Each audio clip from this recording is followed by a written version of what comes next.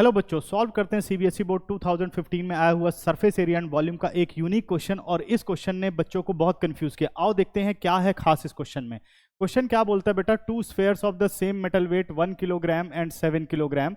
The radius of the smaller sphere is 3 centimetre, यानी जिसका weight 1 kilogram है उसकी रेडियस 3 सेंटीमीटर है।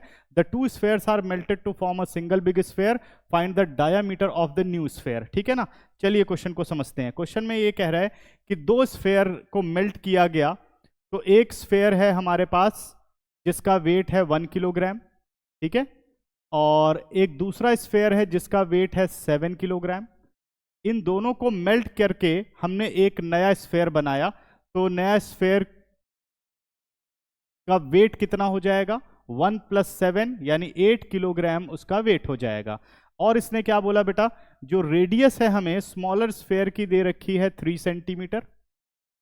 7 किलोग्राम स्फेयर की रेडियस हमें नहीं पता है, और बड़े स्फेयर का डायामीटर हमें निकालना है, तो हम इसकी रेडियस को मान लेते हैं कैपिटल R। क्लियर हो गया। अब बच्चों, अब हमें यह पता है कि भाई 8 किलोग्राम मिल गया जी, और इसका अगर मैं वॉल्यूम निकालूं तो वॉल्यूम क्या बनेगा, इसका वॉल्यूम बनेगा 4/3 पाई R क्यूब। वॉल्यूम क्या बनेगा, 4/3 पाई R क्यूब, 4/3 पाई R क्यूब।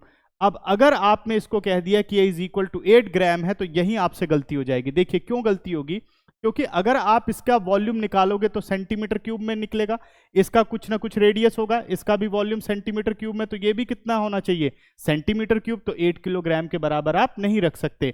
अब इस क्वेश्चन में यही स्पेशल कॉन्सेप्ट है कि आपको यह पता लगाना है कि भाई इस 8 किलोग्राम को कैसे हम सेंटीमीटर क्यूब में चेंज करें। तो यहीं पर कॉन्सेप्ट आ जाता है। अब इस स्फेयर के रेडियस का आपको कोई काम नहीं है। देखो ये काम करेगा हमारा ये छोटा स्फेयर।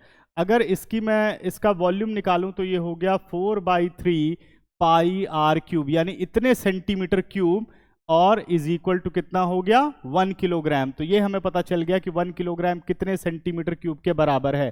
तो 8 किलोग्राम कितने सेंटीमीटर क्यूब के बराबर हो गया, 8 × 4/3 पाई R क्यूब, यानी 3 क्यूब। करेक्ट। अब देखिए 4/3 से 4/3, पाई से पाई चला गया। अब मुझे R निकालना है, तो R is equal to what, cube root of 8 × 3 cube. ठीक है, तो 8 का क्यूब रूट हो गया 2, 3 के क्यूब का क्यूब रूट हो गया 3। तो रेडियस हमारे पास आ गई 6 सेंटीमीटर। अब बात करें बेटा डायामीटर की, डायामीटर होता है 2R, यानी डायामीटर आ गया 12 सेंटीमीटर। तो ये एक इंटरेस्टिंग क्वेश्चन था। अगर इस क्वेश्चन का मेथड और क्वेश्चन आपको अच्छा लगा तो कमेंट सेक्शन में अपना एक्सपीरियंस जरूर शेयर करें बच्चों।